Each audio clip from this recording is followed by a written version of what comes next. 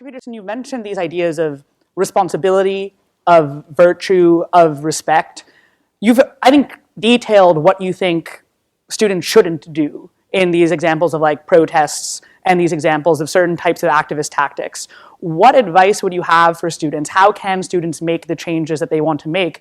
Particularly, do you have any advice for students here? Yeah, read great books. Mm-hmm. Really, man. You've got this 4-year period that has been carved out of your lives by society. It's given you an identity, like a high-quality identity, and freedom at the same time. And you're not going to get that again in your life. You've got a respectable identity, university student, and complete freedom associated with that, or as near as you're ever going to get. And you've got these unbelievable libraries that are full of the writings of people who are intelligent and articulate beyond comprehension. And you know. And you can go there and you can learn all this. And you might think, well, why should you learn it?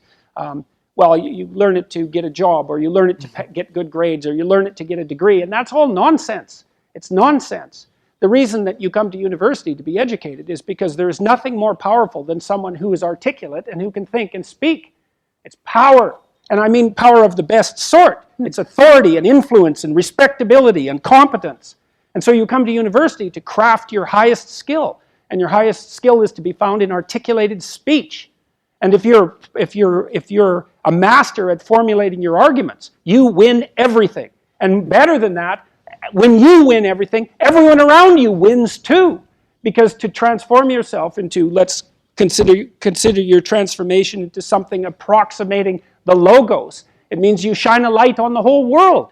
Well, there's nothing more exciting to do than that. There's nothing better you can possibly do. And to think that you're coming to university to be, trained to have a job, it's like, great, that's a hell of a lot better than being unemployed and covered with Cheeto dust while you're snacking away in front of your video game in the basement. But it's not and I don't have anything against video games, by the way, but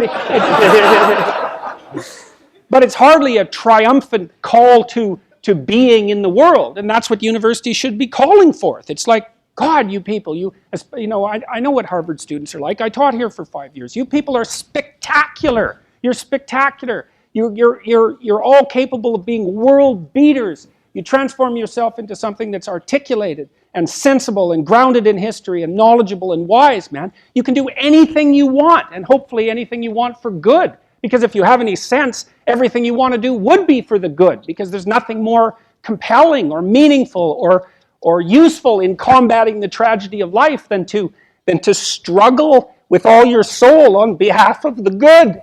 And the universities have forgotten that. It's why everyone's bailing out of the humanities, and they should. The humanities are corrupt. And they're corrupt because they're not telling students this. It's so bloody obvious. It's like, learn to think, learn to speak, learn to read. It makes you a superpower, an individual superpower. And you have and I don't understand why that isn't just told to students. It's not that hard to understand, and everyone wants to hear it. It's like, really? I could do that? I could do that? It's like, yeah, really, you could do that. And the whole society around you has labored for really thousands of years to provide every single one of you with this spectacular opportunity that you have while you're undergraduates and graduate students here, man. Everyone's just praying that you would come here and manifest everything that you could manifest. And that's what you should be doing, instead of waving placards and complaining about how you're oppressed, for God's sake. You see these Yale students complaining about their oppression. It just leaves me aghast. It's like, well, we're against the ruling class. It's like, no, you're baby ruling class members. You're young.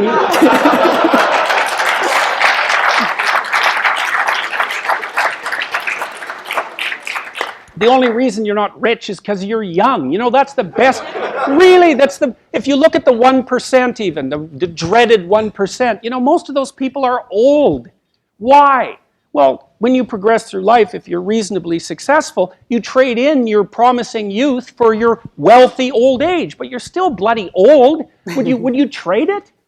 Would you trade your youth for that? Like, if you factor age out of the economic equation, things look a lot different. Well, of course older people have more money. If they have any sense, they've been collecting it for their whole life. Is that somehow unfair? It's not unfair unless you want to be poverty-stricken when you're 70. And you don't want to be poverty-stricken when you're 70.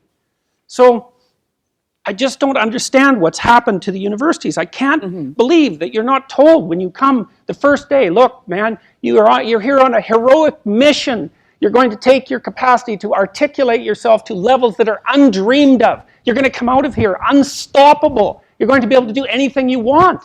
It's like, that's what you're here for. Instead, you're taught that, well, you know, the world's a pretty oppressive place, and you're probably the bottom of the victim pile, and there's virtually nothing you can do about it except, you know, deconstruct the patriarchy. And it's so weak-kneed and so pathetic that universities should be embarrassed that that's what they're peddling to students. I'm embarrassed by it. You know, I've gone on public record telling parents, bloody well send your boys to trade school because at least they'll learn something useful.